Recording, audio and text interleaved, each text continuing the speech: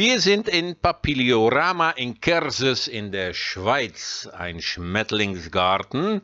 Und wo liegt das? Ein bisschen westlich von Bern, entlang der Autobahn und hat auch einen eigenen Bahnhof. Von oben sieht das so aus, verschiedene Kuppeln und draußen ist auch einiges zu sehen. Und so sieht das von der Seite aus, ganz links das Schmetterlingshaus. Wir würden ganz herzlich empfangen durch Eigentümer Kasper und Kuratorin Peggy. Dankjewel allebei, sind beide Niederländer wie ich auch. Und dann sehen wir hier Springtamarine zusammen mit Grauflügel-Trompetervogel. Und auch Zwergseidenäffchen daneben mit Nachtaffen oder Durokulis. Und dann ein schönes drittes Gehege in der Entreehalle mit die schöne aktive Yucatan-Hörnchen, Sciurus yucatanensis. Die kommen aus Südmexiko, Guatemala und Belize. Und die sind in Europa sonst nur noch in Schönebeck und Volkel zu sehen. Die werden zusammengehalten mit Blauflügelenten und Rotschulterenten und auch mit Rothaubenturacos. Und die letzte sieht man in mehr als 100 Zoos in Europa. Sehr interessantes Gehege, sehr viel Action. Na, dann sehen wir hier der erste Themenwelt in Papiliorama. Der heißt doch Papiliorama. Das ist der Schmetterlingshalle. Und das ist der größte Schmetterlingsgarten in der Schweiz. Sehr farbenfroh. Der Kuppel ist 40 Meter Durchmesser und 14 Meter hoch. Hier schon einige Fächertauben oder Victoria-Krontauben, die laufen dort frei herum. Und sonst werden etwa 60 Schmetterlingsarten gezeigt. Neben auch Rothaubenturacos, Kragentauben oder Nicobartauben, die sehen wir später noch. Und auch ein paar Aquarien sind da. Der Pflanzenbestand zeigt einen See an Blumen und so weiter. Viele sind Nektarpflanzen für die Falter. Hier ein Eulenfalter, der saugt auf eine überreife Banane. Na, hier dann ein Aquarium mit Pfauenaugen Stechrochen, eine schöne große Gruppe. Nicht zu viel züchten, wird man nicht mehr los. Hier dann noch ein paar von diesen Enten. Und guck auch mal gut auf die Bananenpflanzen, da findet man immer ein, zwei Raupen von dieser Eulenfalter. Das hier ist Greta Otto, den Glasflügelschmetterling auf seine Lieblingsblume. Das weiß ich noch aus Amsterdam Zoo. Schöne Eulenfalter und auch blaue Morphos fliegen herum. Dies ist eine besondere Bananenart. Ein Heliconischmetterling. Wir sahen schon ein paar blaue Morphos herumfliegen. Überall farbfrohe Blümchen und so weiter. Das sieht ein bisschen aus wie eine mehr normale Bananenpflanze. Hier dann auch die Früchte davon. Und kleinere Vögel habe ich eher weniger gesehen. Vielleicht habe ich nicht gut genug geguckt. Und das hier ist dann der Kragentaube oder Nicobartaube. Und die werden in über 100 Zoos in Europa gezeigt. Immer sehr aktiv, diese Art. Immer schön. Na, hier dann die blaue Morphos, ein großer Schmetterling aus Südamerika, sitzen fast nie still, also kriminell, um die auf dem Foto zu kriegen. Besser das Schild fotografieren, ja. Und dann sehen wir auch ein paar Züchterarien. Die Schmetterlinge werden teilweise selber gezüchtet und daher dann diese Züchterarien mit Blümchen natürlich für die Schmetterlinge, aber auch diese Wertpflanzen für die Raupen. Ja, wenn man gut guckt, dann sieht man ein paar Raupen. Hier, ja, der grüne dort, das ist von Papiliomemnon und das soll dann so ein Schmetterling werden irgendwann mal. Aber die meisten Puppen, die werden gekauft, zum Beispiel in Costa Rica bei Kress. Und die werden dort echt nicht in der freien Wildbahn gefangen. Ja, die werden dort gezüchtet. Und hier ein Kollege, der dann die Puppen, die gekaufte Puppen, in den Puppenkasten bringt. Entweder mit Klebstoff oder mit Nadel oder mit den Körbchen werden die dann aufgehängt in den Puppenkasten. Ja? Und so, mit dem Kauf von diesen Puppen trägt man eigentlich bei auch an Naturschutz. Ja, weil die Bauerchen, die brauchen den Wald nicht mehr zerstören. Ja, die verdienen so Geld mit der Schmetterlingszucht. Na, der ganze Horeca, Restaurant und so weiter, super sauber, super lecker, also viel Platz auch. Dies ist einzigartig in Europa, glaube ich. Das ist der zweite Themenwelt und diese Kuppel heißt Nocturama. Na, hier sehen wir schon zwei Faultiere. Insgesamt hat man dort 8 Faultiere. Welcher Zoo hat schon 8 Faultiere? Na, hier ein paar Wasserratten. Greifstachler sehen wir auch eine Menge. Und mal gucken, wer als nächste kommt. Also Greifstachler, da haben die auch das Koordination vom Zuchtprogramm. Es gibt noch eine Zuchtstation, auch wieder mit Riesenborkenratten. Die sieht man auch nicht häufig. Ja, doch in 44 Zoos in Europa. Und hier werden die auch zum Beispiel mit Palawand-Stachelschweine gehalten. Also die Riesenborkenratten so zu sehen, das ist schon was Besonderes. Ja, und die Schwimmratten, das waren die Goldbauchschwimmratten. Na, hier wieder die Greifstachler. Und ich hatte vorher gefragt, ob mein Bruder die mal begegnen kann. Und da hat die Peggy uns ganz schön mitgenommen in ein Gehege, das für mein Bruder Marcel das erste Mal so ein Greifstachler zu begegnen. Also ich habe hier das Video ein bisschen heller gemacht und der hatte natürlich riesig viel Spaß, schöne Fotos und das war für mich das zweite Mal ein Greifstachler und ja, das langweilt nie natürlich. Also wir haben die Greifstachler ordentlich genossen natürlich.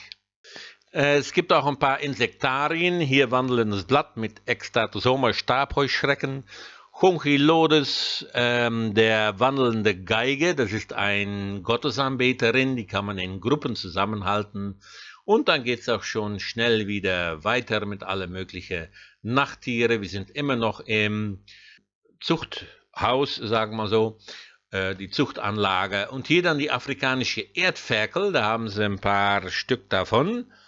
Und hier liegt auch noch so ein Erdferkel. Und ein paar kleinere Tiere gibt es auch. Das hier ist der Baumhöhlenkrötenlaubfrosch. Der heißt auf Lateinisch heutzutage Trachycephalus resinifectrix. In den Tunnel vor allem, da muss man aufpassen, da kann man durch die Pallasblütenfledermäuse oder Spitzmaus-Langzüngler kann man angeflogen werden. Na, dann gibt es noch um die Insel in der Halle, da gibt es dann noch Wasser mit auch wieder Rochen drin oder andere Fische.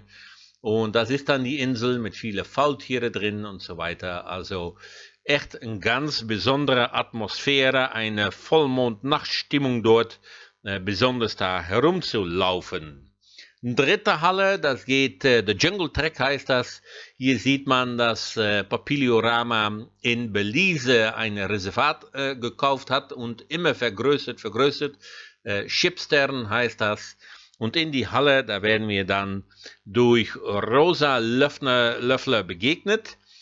Und der ist so groß wie die Schmetterlingshalle, 1200 Quadratmeter. Und er wurde in 2007 eröffnet. Es gibt auch eine Brücke mit einer riesen Palme daneben. Wir sehen viele freilebende Tiere. Leider haben die schwarze Leguane Ctenosaura similis nicht frei herumlaufen gesehen. Na, da wird Marcel nochmal wieder begegnet durch einen rosa Löffler. Also das ist sehr interessant. Es gibt auch ein paar Gehegen daneben, zum Beispiel mit Halsbandpekaris. Die findet man in 70 Zoos in Europa, leben vom Südosten in der USA bis in Südamerika und die gehören zu der Familie von der Nabelschweine. Wir sahen noch ein Krabbenwaschbär und hier noch ein Aquarium mit Südamerika, Mittelamerika Buntbarsche, also auch interessant. Und der Vogel hier ist der Yucatan-Heer oder Yucatan-Blaurabe. Cyanocorax yucatanicus. Das ist eine sehr soziale Vogelart. Die ganze Familie zieht die Junge auf. Ja, die bewohnt subtropische Wälder und tropische Wälder auf Yucatan. Ist ein Allesfresser und in Europa kann man die nur sehen in Kersis und scheinbar haben die auch nur noch 3 Männchen. Sehr interessant ist hier der Regenbogentukan. Ramphastos sulvuratus und hier dann die Unterart Brevicarinatus, also der südliche Fischetukan auch genannt oder Kurzschnabeltukan oder der Buntschnabeltukan.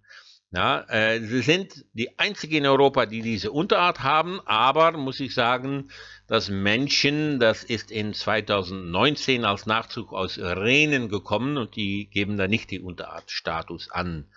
Ja, die Art ist übrigens nicht gefährdet oder gering gefährdet, not threatened. Und wusstet ihr, dass bei die Tukane sich die riesigen Schnäbel so schwer aussehen? Das sind sie aber nicht. Ja, sie bestehen aus einem Geflecht aus Knochenfasern und der Schnabel ist dennoch stabil. Na? Bei großer Hitze wird übrigens der Schnabel stark durchblutet und wird so Wärme an die Umgebung abgegeben. Also der ganze große Schnabel ist eine Klimaanlage. Na? Also 6 Zoos in Europa halten diese Tukane, aber dann ohne die Unterart zu nennen. So, die werden zusammengehalten mit der südlichen Tamandua. Das ist ein kleiner Ameisenbär. Die Zunge von diesen Tieren ist so 30 Zentimeter lang und damit angeln die nach Ameisen und Termiten. Ja, Zähne haben die nicht und auch Früchte und Honig werden manchmal gefressen. Die leben nicht nur im Regenwald, aber auch auf der Savanne und den Mangroven. Und in Kerses, da gab es in 2021 noch 2 Nachzuchten. In Europa zeigen 25 Zoos diese Art. Also sehr interessant, waren noch sehr aktiv, wo wir da waren. Also super Kombi mit diese Regenbogen-Tukane. Also herrlich zu sehen, da haben wir bestimmt Viertelstunde vor dieses Gehege gestanden. So, wir laufen wieder weiter und verabschieden uns von dieser Jungle Trek mit einem rosa Löffler. Draußen gibt es schöne Naturgebietchen mit mehreren Teiche und hier zum Beispiel ein Teich mit europäischen Sumpfschildkröten. Das ist die einzige einheimische Schildkrötenart in der Schweiz. Es gibt nur noch 2 Populationen. Und dann gibt es noch einen kleinen Zoo für Kinder mit Kaninchen, Zwergziegen und Zwergesel und so. Und mehrere Teiche mit grünen Frösche, vor dass wir bei einem Aussichtsturm kommen. Mit da drin viel Info über einheimische Tiere. Na, von oben dann noch einen schönen Blick auf die Naturgebiete darunter und die ganze Tropenhalle und so weiter. Und dann laufen wir draußen ein bisschen weiter und sehen dann auch einige Tümpel und so weiter mit auch Echsen und Salamander sollen da drin sein und alles viel über die einheimischen Arten. Das hier ist auch wieder so was Einzigartiges. Das ist der Swiss Butterfly Garten, der Chlitierlizaut genannt. Das ist eine 500 Quadratmeter große Foyer für einheimische Schmetterlinge. Na, während unserem Besuch, da flogen nicht so ganz viele herum, aber scheinbar züchten dort mehrere Arten wie kleine Fuchs- und Distelfalter. Immer interessant ist auch die Schauhummelkolonie. Die kann man eigentlich so kaufen und dann zur Schau stellen. Das hatten wir damals in Amsterdam so auch. Also, wenn man gute Augen hat, kann man viel kleine Natur sehen, Spinnentierchen und so weiter. Hier sollen Salamander drin sein. Papiliorama hat noch viel vor. Also, wir waren schon in eine neue Themenwelt in Anbau, aber verraten noch nicht, was es sein wird. Aber schön wird es. Ja, insgesamt werden so 100 Arten gezeigt. 3000 Tiere auf 2,3 Hektar. Also absolut, wenn ihr in die Gegend seid, hingehen, wird ihr nicht bereuen. Sehr, sehr schöne Zoo. Na, Peggy, Kaspar, dankjewel. Doei doei.